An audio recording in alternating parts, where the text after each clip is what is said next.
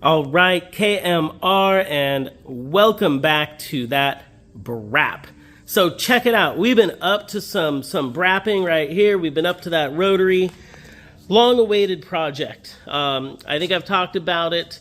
My previous Formula Drift RX8. I really do love this car, but we decided to retire it, or at least take it out of competition for a couple years. And part of that was, we really do believe in the chassis. We love it. But we needed more power. We needed more development time. It's crazy to think that, but when you're competing in Formula Drift, it's not easy to make big changes, whether it's off-season or mid-season.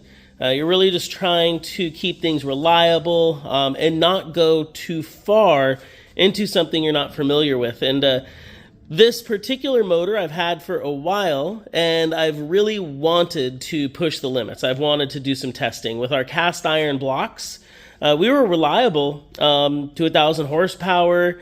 We got the fuel system dialed in, turbo sizing. We were running a street port with some nitrous. And we really were kind of maxing everything out right there. Without making a significant change to turbo and porting and fuel system, we weren't going to see a big gain. And that seemed a little risky to go outside of what we considered reliable. But with these billet blocks, we've got a lot more block strength to start with. It's also an external dry sump oil pump designed block. So that's something we have to do for the first time on one of our own cars. And I want to, obviously make the system function as well as possible and hopefully bring that to more of the US market. And it does also give us an opportunity to work on our fuel system and our turbo and exhaust manifold, which all, at this point, we've been running a similar package for 3 years. It's time to redevelop this. So hooray, we got the billet block into the car. We were able to drop it down in. Everything went smoothly.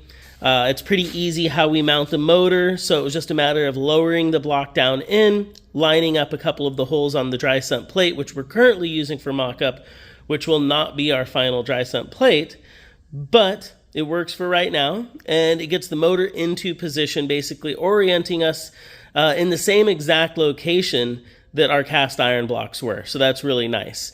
And once we had that block in there, we were able to slap on the exhaust manifold, which we already knew was going to fit, but we want to make some changes to. We're going to go to a larger single gate. Now, I know I've talked a lot about the triple gate or the double gates that we run on a lot of the cars, but for simplicity purposes, just dumping a lot of exhaust volume and lesser in the maintenance category, we're going to see how a large single gate will respond to this bigger boost setup. And we kind of already know how it's going to respond, but just going to a cleaner setup, less manifold design work, less exhaust tubing, less places to crack, less wastegates to maintenance for my crew is a little bit of the trade-off for the response time. But I think it's a good trade-off. And then with the turbo itself, we've been really happy with the precision turbos. I mean, fantastic response, great power, but we were kind of maxing out this particular turbo. So we're hoping to go to something bigger along with all of these other changes so we can just simply push more air, more volume, more boost through the motor.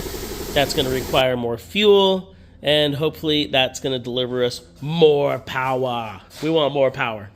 So that's kind of the updates on the RX8. It's been fun. This is not a priority right now, so I apologize if there isn't updates on a weekly basis, but we're going to slowly gather up some more of the parts, make some of those changes. And yeah, maybe the RX8 isn't so retired after all. Maybe it's part of KMR's ever-going development with what we like to do with the rotary engines, which is push the performance and push what we know works so we can create reliable packages for all of our friends and all of our racers and everybody out there. So with that, I think we got a brap. Thanks for watching. Comment below. Please subscribe, check out the KMR website.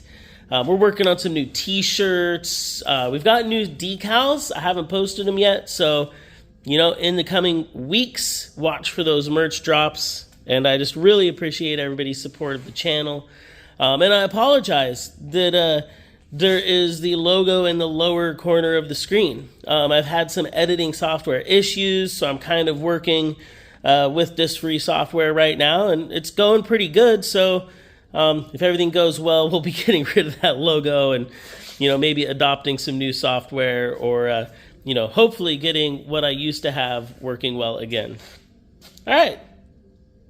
I guess bodywork could be on the list, but it's got character. I mean, that's the end of the 2024 season right there. That's probably like one of my buddies that I ran into them, they ran into me, somebody ran me over. It could be Alec Robbins right there, but it's all good at this point. That's racing. All right, thanks for watching. That's a wrap. KMR, back to work.